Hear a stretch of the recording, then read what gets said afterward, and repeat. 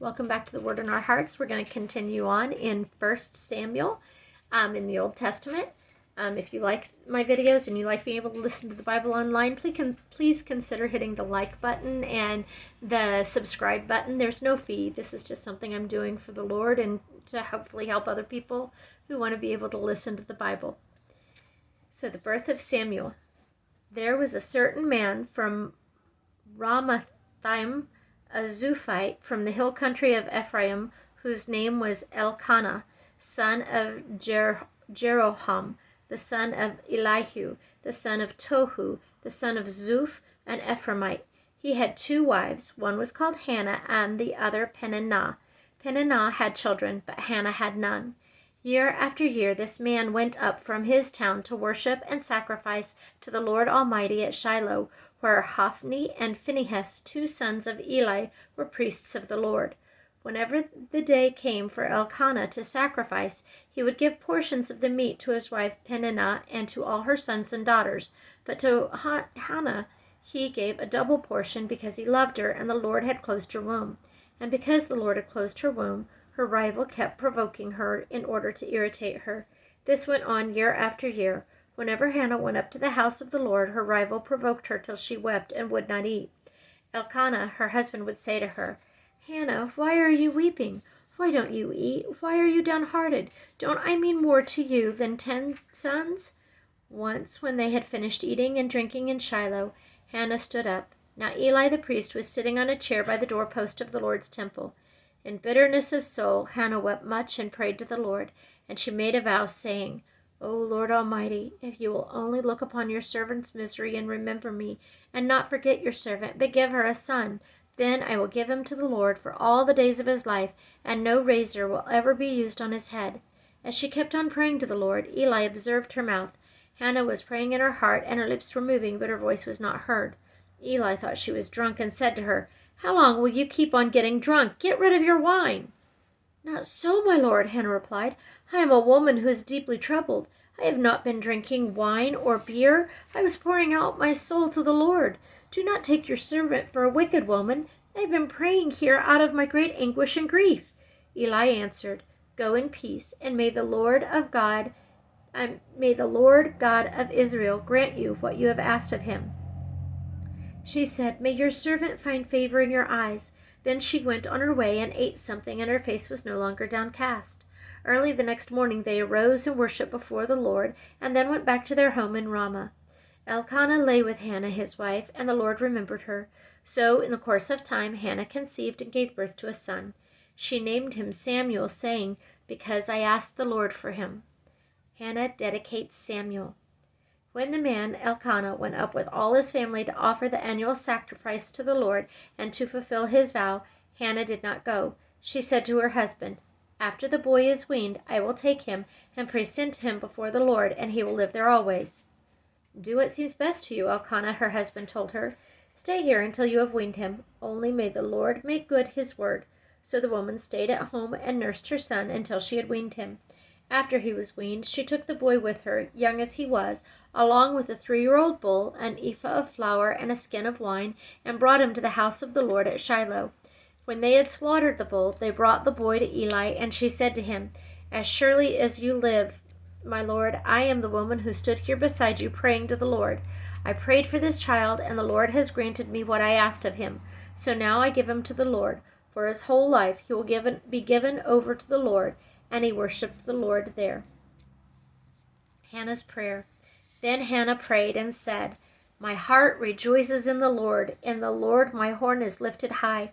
My mouth boasts over my enemies, for I delight in your deliverance. There is no one holy like the Lord. There is no one beside you. There is no rock like our God. Do not keep talking so proudly, or let your mouth speak such arrogance, for the Lord is a God who knows, and by him deeds are weighed. The bows of warriors are broken, but those who stumbled are armed with strength. Those who are full hire themselves out for food, but those who are hungry hunger no more. She who is barren has borne 7 children, but she who has had many sons pines away. The Lord brings death and makes alive. He brings down to the grave and raises up. The Lord sends poverty and wealth. He humbles and he exalts. He raises the poor from the dust and lifts the needy from the ash heap. He seats them with princes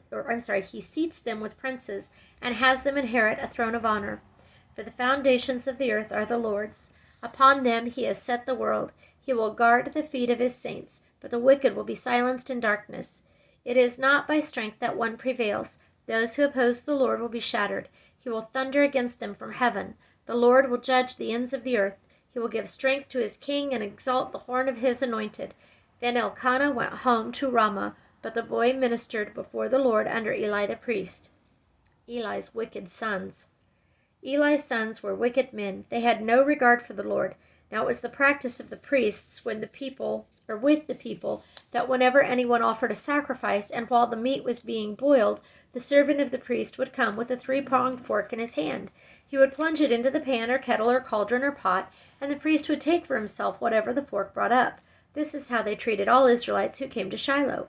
But even before the fat was burned, the servant of the priest would come and say to the man who was sacrificing, "Give the priest some meat to roast. He won't accept boiled meat from you, but only raw."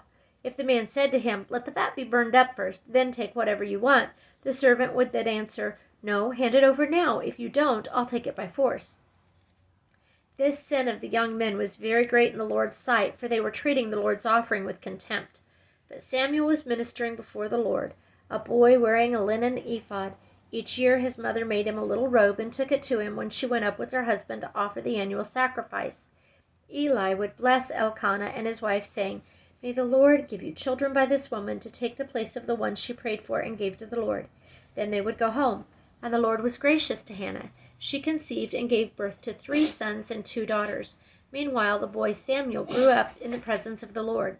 Now Eli, who was very old, heard about everything his sons were doing to all Israel, and how they slept with women who served at the entrance to the tent of meeting. So he said to them, "Why do you do such things? I hear from all the people about these wicked deeds of yours. No, my sons, it is not a good report that I hear spreading among the Lord's people. If a man sins against another man, God may mediate for him. But if a man sins against the Lord, who will intercede for him?" His sons, however, did not listen to their father's rebuke, for it was the Lord's will to put them to death. And the boy Samuel continued to grow in stature and in favor with the Lord and with men. Prophecy against the house of Eli. Now a man of God came to Eli and said to him, "This is what the Lord says. Did I not clearly reveal myself to your father's house when they were in Egypt under Pharaoh? I chose your father out of all the tribes of Israel to be my priest, to go up to my altar, to burn incense, and to wear an ephod in my presence. I also gave your father's house all the offerings made with fire by the Israelites. Why do you scorn my sacrifice and offering that I prescribed for my dwelling? Why do you honor your sons more than me by fattening yourselves on the choice parts of every offering made by my people Israel? Therefore the Lord, the God of Israel, declares, I promised that your house and your father's house would minister before me forever. But now the Lord declares, far be it from me. Those who honor me I will honor, but those who despise me I will disdain. The time is coming when I will cut short your strength and the strength of your father's house, so there will not be an old man in your family line, and you will see distress in my dwelling. Although good will be done to Israel and your family line, there will never be an old man. Every one of you that I do not cut off from my altar will be spared only to blind your eyes with tears and to grieve your heart. And all your descendants will die in the prime of life. And what happens to your 2 sons, Hophni and Phinehas, will be a sign to you. They will both die on the same day. I will raise up for myself a faithful priest who will do according to what is in my heart and mind. I will firmly establish my house, and he will minister before my anointed one always. Then everyone left in your family line will come and bow down before him for a piece of silver and a crust of bread and plead, appoint me to some priestly office so I can have food to eat. The Lord calls Samuel. Chapter 3. The boy Samuel ministered before the Lord under Eli. In those days the word of the Lord was rare. There were not many visions. One night Eli, whose eyes were becoming so weak he could barely see, was lying down in his usual place. The lamp of God had not yet gone out, and Samuel was lying down in the temple of the Lord where the ark of God was. Then the Lord called Samuel. Samuel answered, Here I am. And he ran to Eli and said, Here I am, you called me. But Eli said, I did not call. Go back and lie down. So he went and lay down. Again the Lord called, Samuel. And Samuel got up and went to Eli and said, Here I am, you called me. My son, Eli said, I did not call. Go back and lie down. Now Samuel did not yet know the Lord. The word of the Lord had not yet been revealed to him. The Lord called Samuel a third time, and Samuel got up and went to Eli and said, Here I am, you called me. Then Eli realized that the Lord was calling the boy. So Eli told Samuel, Go and lie down, and if he calls you, say, Speak, Lord, for your servant is listening. So Samuel went and lay down in his place. The Lord came and stood there, calling as at the other times, Samuel, Samuel. Then Samuel said, Speak, for your servant is listening. And the Lord said to Samuel, See, I am about to do something in Israel that will make the ears of everyone who hears of it tingle. At that time I will carry out against Eli everything I spoke against his family from beginning to end. For I told him that I would judge his family forever because of the sin he knew about. His sons made themselves contemptible, and he failed to restrain them. Therefore I swore to the house of Eli, the guilt of Eli's house will never be atoned for by sacrifice or offering. Samuel lay down until morning, and then opened the doors of the house of the Lord. He was afraid to tell Eli the vision. But Eli called him and said, Samuel, my son. Samuel answered, Here I am. What was it he said to you? Eli asked. Do not hide it from me. May God deal with you, be it ever so severely, if you hide from me anything he told you. So Samuel told him everything, hiding nothing from him. Then Eli said, He is the Lord. Let him do what is good in his eyes. The Lord was with Samuel as he grew up, and he let none of his words fall to the ground. And all Israel from Dan to Beersheba recognized that Samuel was attested as a prophet of the Lord. The Lord continued to appear at Shiloh, and there he revealed himself to Samuel through his word. Chapter 4. And Samuel's word came to all Israel. The Philistines capture the ark. Now the Israelites went out to fight against the Philistines. The Israelites camped at Ebenezer, and the Philistines at Aphek. The Philistines deployed their forces to meet Israel, and as the battle spread, Israel was defeated by the Philistines, who killed about 4,000 of them on the battlefield. When the soldiers returned to the camp, the elders of Israel asked, Why did the Lord bring defeat upon us today before the Philistines? Let us bring the ark of the Lord's covenant from Shiloh, so that it may go with us and save us from the hand of our enemies. So the people sent men to Shiloh, and they brought back the ark of the covenant of the Lord Almighty, who was enthroned between the cherubim, and Eli's two sons, Hophni and Phinehas, were there with the ark of the covenant of God. When the ark of the Lord's covenant came into the camp, all Israel raised such a great shout that the ground shook. Hearing the uproar, the Philistines asked, What's all this shouting in the Hebrew camp? When they learned that the ark of the Lord had come into the camp, the Philistines were afraid. A god has come into the camp, they said. We're in trouble. Nothing like this has happened before. Woe to us! Who will deliver us from the hand of these mighty gods? They are the gods who struck the Egyptians with all kinds of plagues in the desert. Be strong, Philistines. Be men, or you will be subject to the Hebrews as they have been to you. Be men and fight. So the Philistines fought, and the Israelites were defeated, and every man fled to his tent. The slaughter was very great. Israel lost 30,000 foot soldiers. The ark of God was captured, and Eli's two sons, Hophni and Phinehas, died. Death of Eli. That same day a Benjamite ran from the battle line and went to Shiloh, his clothes torn and dust on his head. When he arrived, there was Eli sitting on his chair by the side of the road, watching, because his heart feared for the ark of God. When the man entered the town and told what had happened, the whole town sent up a cry. Eli heard the outcry and asked, What is the meaning of this uproar? The man hurried over to Eli, who was 98 years old, and whose eyes were set so that he could not see. He told Eli, I have just come from the battle line. I fled from it this very day. Eli asked, What happened, my son? The man who brought the news replied, Israel fled before the Philistines, and the army has suffered heavy losses. Also your two sons, Hophni and Phinehas, are dead, and the ark of God has been captured. When he mentioned the ark of God, Eli fell backward off his chair by the side of the gate. His neck was broken, and he died, for he was an old man and heavy. He had led Israel for 40 years. His daughter-in-law, the wife of Phinehas, was pregnant and near the time of delivery. When she heard the news that the ark of God had been captured and that her father-in-law and her husband were dead, she went into labor and gave birth, but was overcome by her labor pains.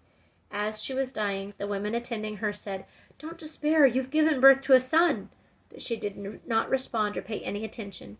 She named the boy Ichabod, saying, The glory has departed from Israel because of the capture of the ark of God and the deaths of her father-in-law and her husband. She said, the glory has departed from Israel. The ark of God has been captured. The ark in Ashdod and Ekron. And this starts chapter 5. After the Philistines had captured the ark of God, they took it from Ebenezer to Ashdod. Then they carried the ark into Dagon's temple and set it beside Dagon. When the people of Ashdod rose early the next day, there was Dagon fallen on his face on the ground before the ark of the Lord. They took Dagon and put him back in his place, but the following morning when they rose, there was Dagon fallen on his face on the ground before the ark of the Lord.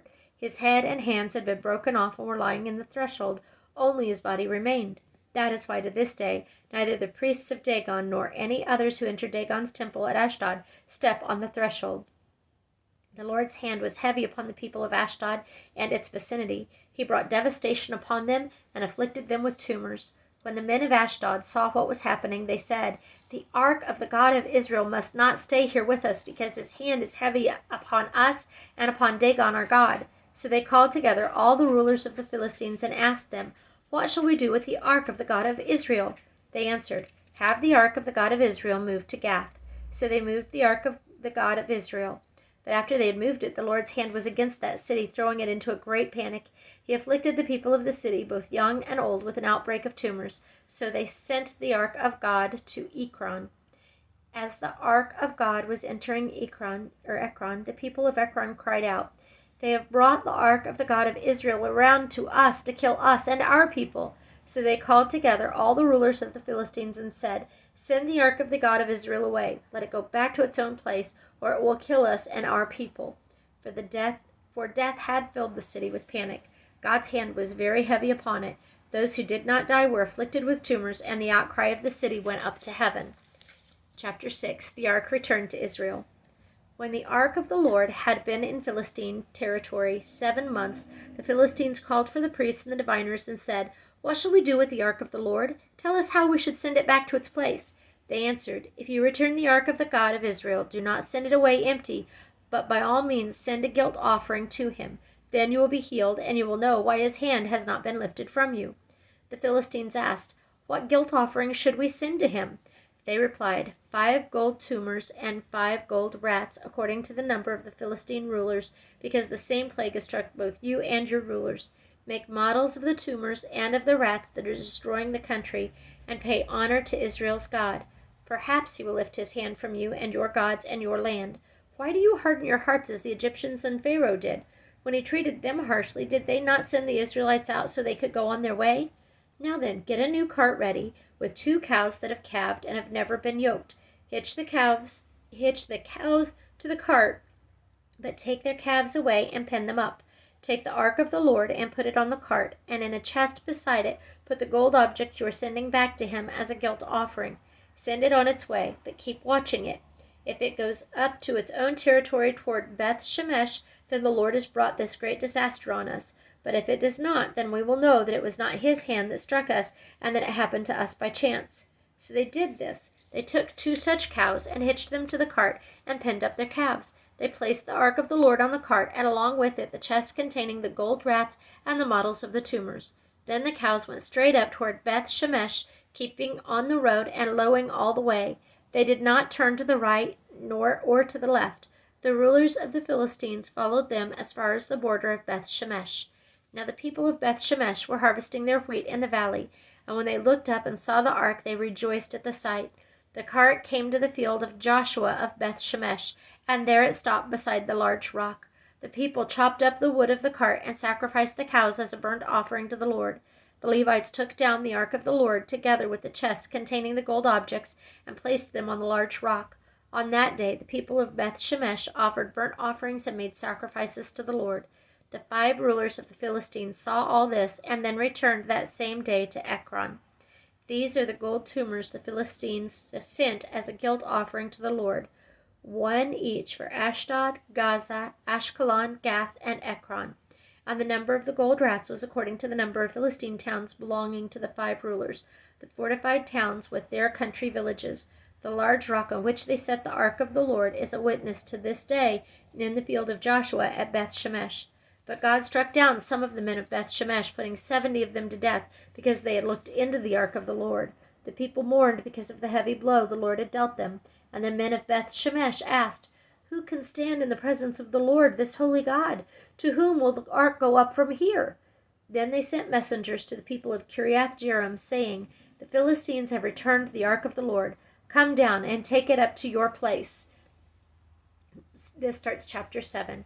So the men of Kiriath Jearim came and took up the ark of the Lord. They took it to Abinadab's house on the hill and consecrated Eleazar his son to guard the ark of the Lord. Samuel subdues the Philistines at Mizpah. It was a long time, 20 years in all, that the ark remained in Kiriath Jearim, and all the people of Israel mourned and sought after the Lord. And Samuel said to the whole house of Israel, "If you are returning to the Lord with all your hearts, then rid yourselves of the foreign gods of the Ashtoreths, and commit yourselves to the Lord and serve him only, and he will deliver you out of the hand of the Philistines." So the Israelites put away their Baals and Ashtoreths and served the Lord only.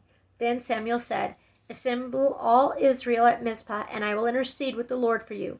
When they had assembled at Mizpah, they drew water and poured it out before the Lord.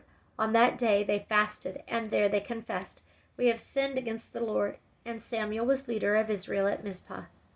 When the Philistines heard that Israel had assembled at Mizpah, the rulers of the Philistines came up to attack them. And when the Israelites heard of it, they were afraid because of the Philistines. They said to Samuel, "Do not stop crying out to the Lord our God for us, that he may rescue us from the hand of the Philistines." Then Samuel took a suckling lamb and offered it up as a whole burnt offering to the Lord. He cried out to the Lord on Israel's behalf, and the Lord answered him. While Samuel was sacrificing the burnt offering, the Philistines drew near to engage Israel in battle.